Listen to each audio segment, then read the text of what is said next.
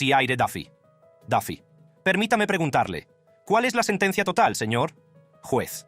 La sentencia total sería de 13 años y 4 meses. Duffy.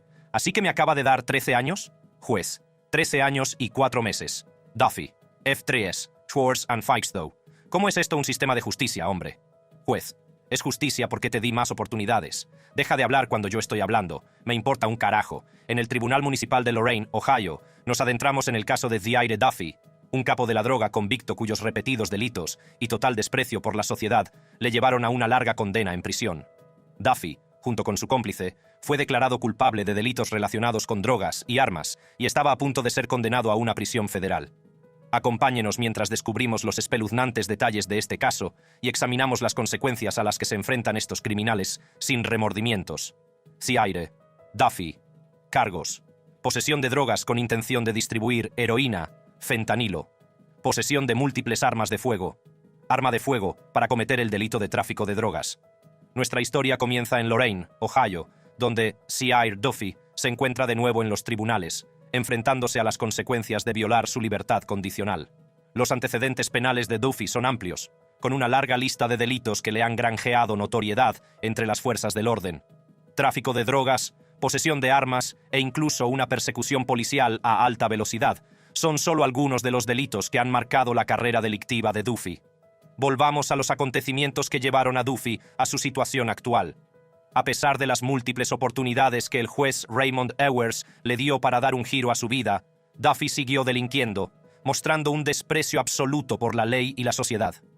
En una ocasión, Duffy fue sorprendido infraganti en una operación de tráfico de drogas, con pruebas que apuntaban a su participación en la distribución de sustancias ilegales.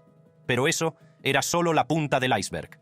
La posesión de armas de fuego por parte de Duffy consolidó aún más su reputación de individuo peligroso, dispuesto a todo para proteger sus actividades ilícitas. En un sorprendente giro de los acontecimientos, la audacia de Duffy alcanzó nuevas cotas cuando condujo a la policía en una persecución en coche a alta velocidad, poniendo en peligro las vidas de transeúntes inocentes y de agentes de la ley por igual. La persecución, que alcanzó velocidades peligrosas, puso de manifiesto el total desprecio de Duffy por la seguridad de los demás. Las acciones de Duffy durante la persecución fueron poco menos que imprudentes y mostraron una total falta de remordimiento. Puso en peligro innumerables vidas, incluidas las de nuestros valientes agentes, que solo cumplían con su deber de proteger a la comunidad. A pesar de las crecientes pruebas en su contra, Duffy no pareció inmutarse ante las consecuencias de sus actos. Sus repetidos delitos y su flagrante desprecio por la ley no dejaron otra opción al juez Raymond Ewers que adoptar una postura firme, especialmente cuando la fiscalía estaba agitando su sentencia. El Estado le pide que condene a la máxima cantidad de tiempo permitida por la ley. Ha estado involucrado en una serie de delitos, involucrando armas, tráfico de drogas, persecuciones a alta velocidad con la policía. No tiene respeto por la sociedad.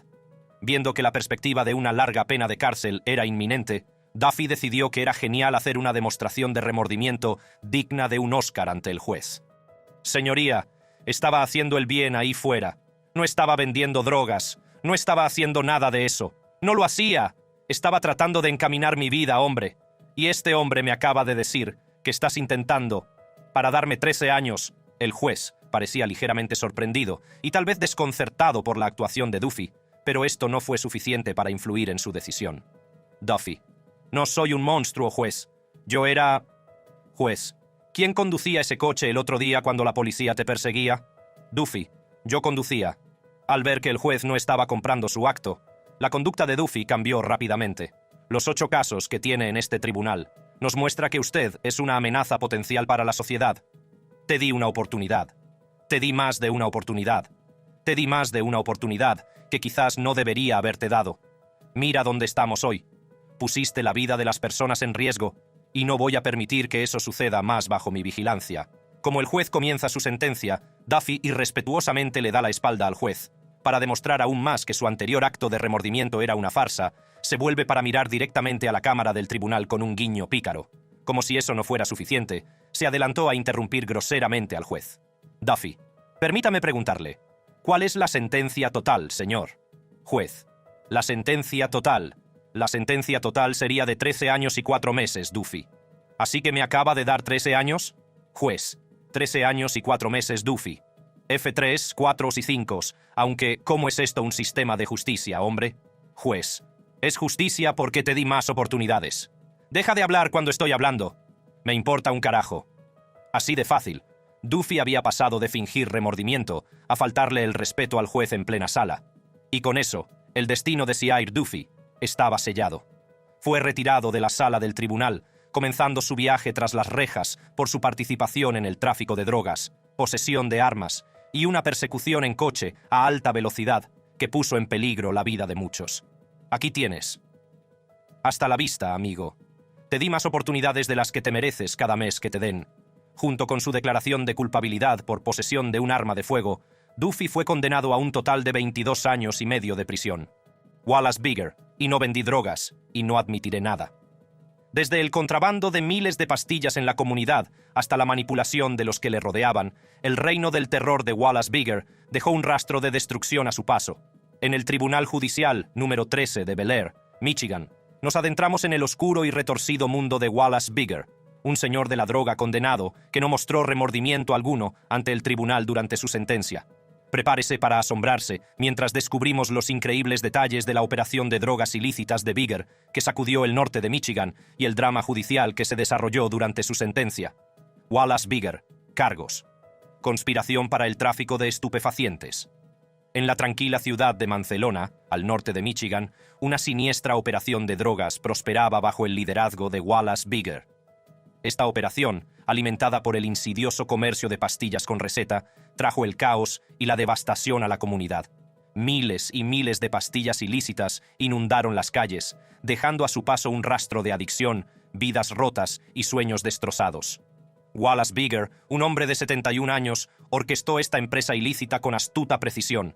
Se le acusaba de ser un capo de la droga, el cerebro de la distribución de estas peligrosas sustancias. Su operación se extendía por todo el condado de Antrim, y las pastillas se vendían en remolques, una caravana e incluso en un apartamento situado encima de una pizzería de Mancelona. Las pastillas se obtenían a través de una red de contactos, y Bigger se abastecía de un médico de Saginaw. La morfina y el dilaudid, potentes opiáceos, eran las drogas elegidas. La operación de Bigger se vio impulsada por la insaciable demanda de estas sustancias, a medida que la adicción se apoderaba de la comunidad. El impacto de la operación de Bigger fue devastador y de gran alcance. Se desgarraron vidas, se destruyeron familias, y la comunidad quedó sumida en la desesperación. Las pastillas que circulaban por la operación de Bigger causaron un sufrimiento incalculable, ya que la adicción se apoderó de las personas, y éstas quedaron atrapadas en un ciclo de dependencia.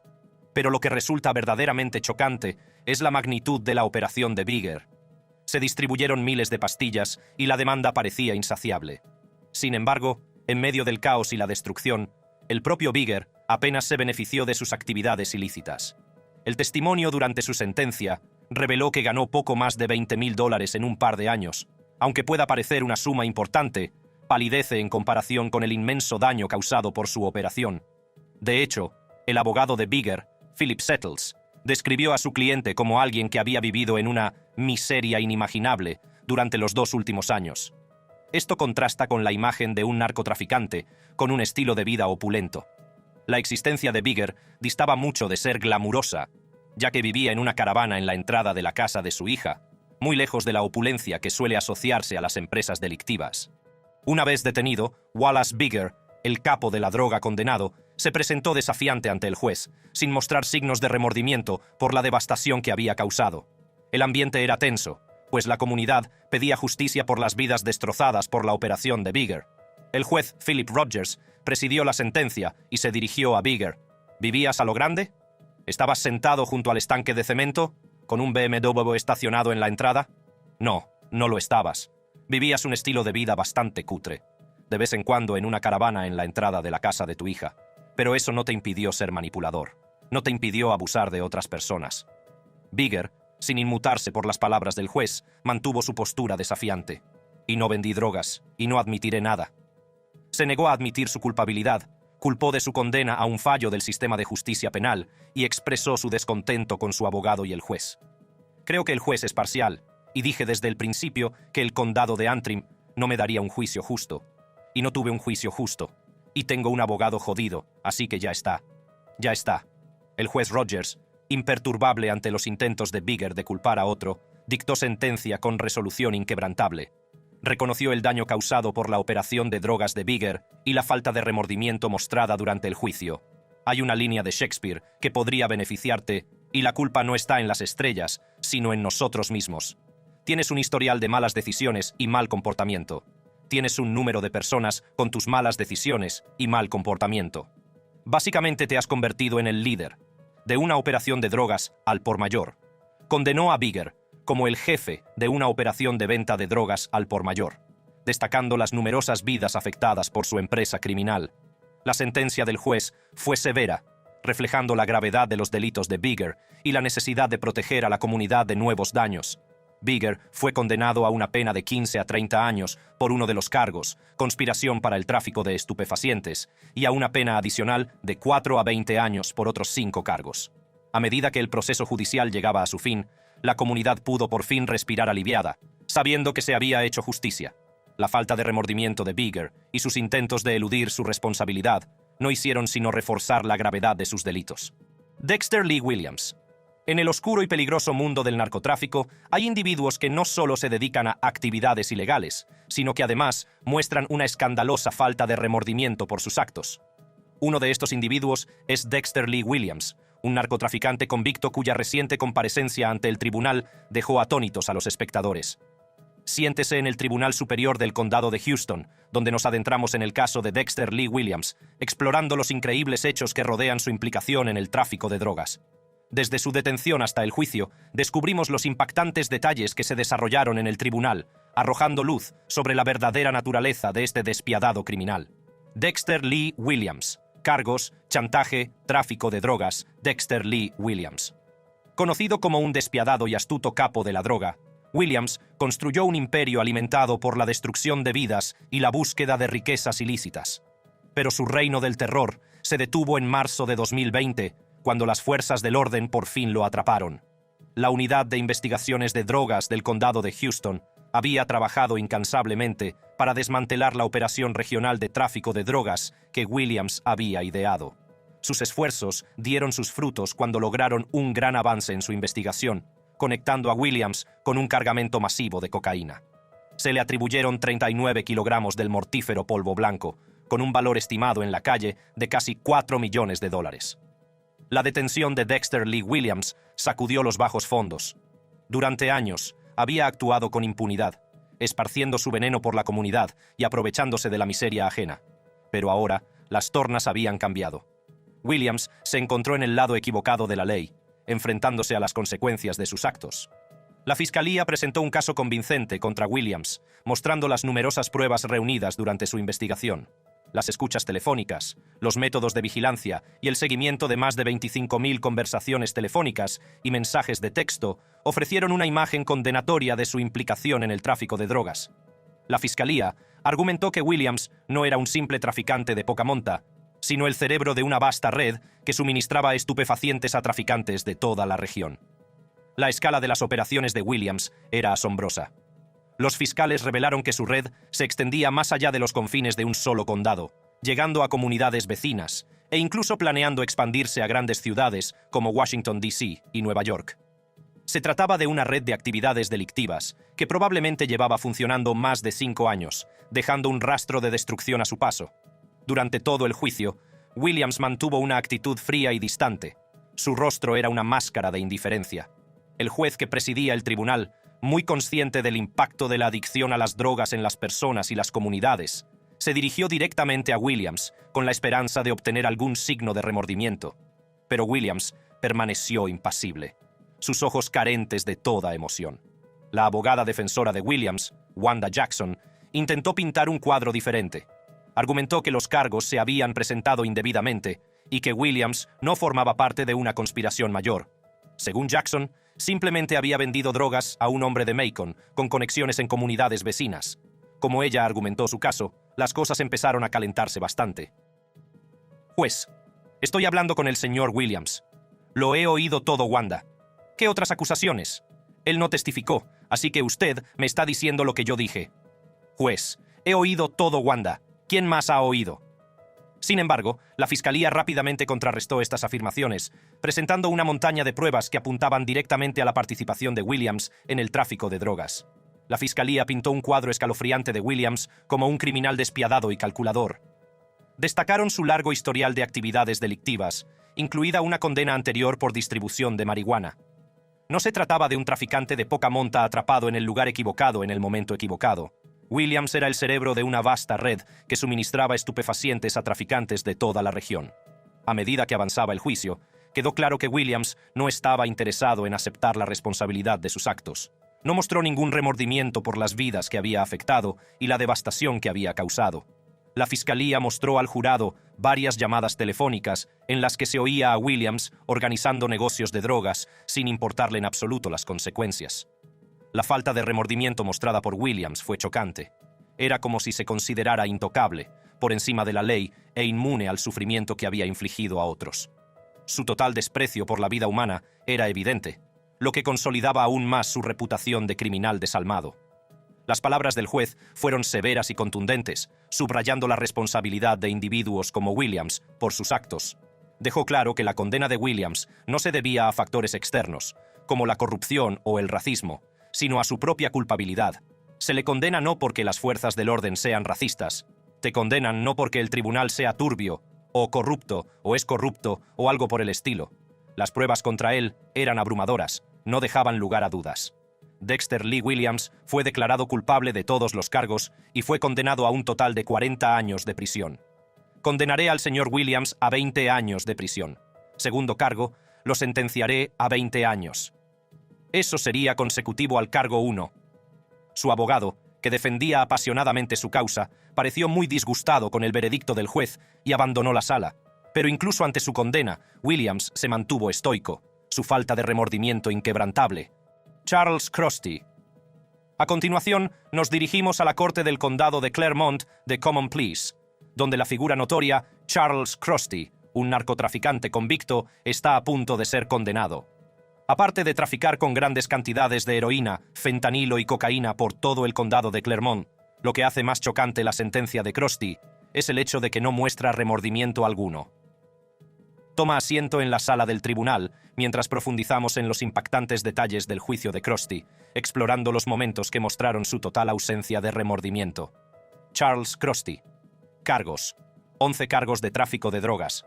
Un cargo de participar en un patrón de actividad corrupta. El 16 de diciembre de 2016, Charles Rome Crosty compareció ante el Tribunal de Causas Comunes del Condado de Clermont para ser sentenciado tras ser acusado de múltiples cargos de tráfico de drogas y un cargo de participar en un patrón de actividad corrupta. Según el informe policial, Crosty vendió heroína, fentanilo y cocaína a un informante confidencial en presencia de menores entre enero y febrero de 2016.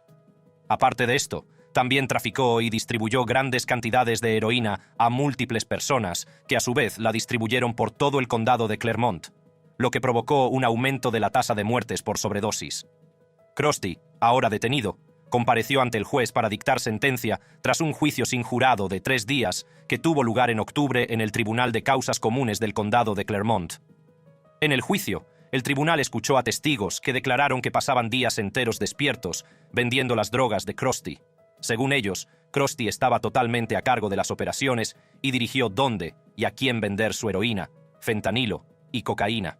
Crosty, que es un narcotraficante convicto reincidente y ha estado en la cárcel varias veces, estaba siendo investigado por múltiples agencias, incluyendo la Unidad de Narcóticos del Condado de Clermont, el Departamento de Policía de New Richmond y el Departamento de Policía de Cincinnati. La sala del tribunal se llenó de expectación cuando Charles Crosty, el famoso narcotraficante, se sentó a la mesa de los acusados.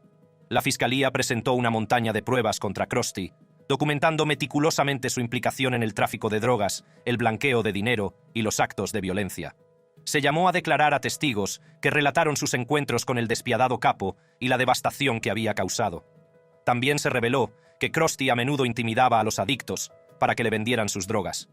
Tenían los ojos morados, o su cara estaría hinchada, y yo les preguntaba, ¿cómo ocurrió esto?